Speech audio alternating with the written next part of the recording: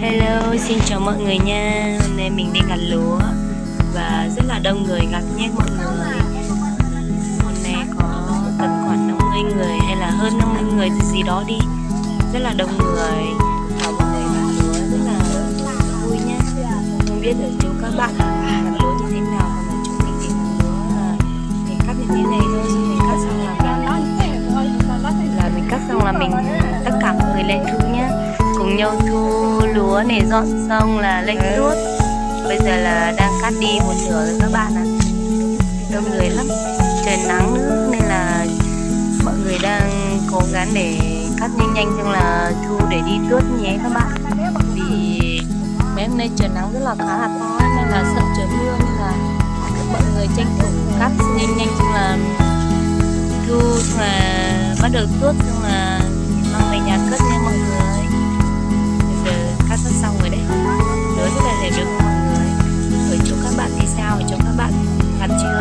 Ở chỗ mình thì bây giờ là đang làm mùa gặt lúa nên là ngày nào phải đi gặt lúa như thế này các bạn.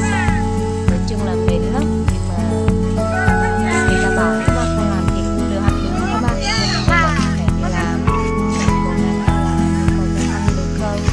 Bây giờ cái gì cũng hát mà ra ngoài kia mình đi làm thì cũng không làm được, chỉ có ở nhà làm thế này thôi mọi người à. Trời nắng lắm rồi mọi người, bây giờ đã có 8 giờ rồi nha mọi người. 8 giờ mà trời nắng như thế này rồi, không biết lúc mình cắt xong mình đi thu kiểu gì đây. Chắc là mệt lắm đấy các bạn ạ. Mọi người hãy cùng theo dõi xem nhé, xem lúc mình đi thu lúa thế nào nhé. Bây giờ là chuẩn bị gần xong rồi, cắt xong là đi thu thôi. Rất là đông vui đúng không các bạn? Ở chỗ các bạn thường đi làm là có phải đổi công như thế này không? Ở chỗ mình thì họ rất là thích đổi công ấy, nên là rất là vui. Ở chỗ mình đổi công nó vui lắm, lúc làm thế này cũng vui mà mệt, nhưng mà lúc đi ăn cũng vui. Bây giờ là cắt xong rồi thì mọi người cùng nhau thu dọn xong là mang về tuốt nhé. Bó như thế này xong là phụ nữ thì người ta đi bó, đi dọn ở trong ruộng, xong là bó như thế này. Đàn ông vác, xong là nếu mà bó xong thì mình tất cả phụ nữ cùng nhau vác nữa. Đấy, rất là đông đúng không mọi người? Và rất là vui nữa, mọi người đông vui lắm, như là con kiến đi kiến ăn vậy đúng không? Chúc các bạn có đi làm vui như chỗ mình không? Chỗ mình đi làm vui lắm. Phụ nữ này, đàn ông, con trai, các thứ trẻ con đều đi làm vui lắm. Làm như thế này xong mình tuốt xong mình mang về nhà cất là lại đi ăn uống rồi, vui vẻ lắm. Ở chỗ các bạn đi làm có hay ăn uống như thế này không?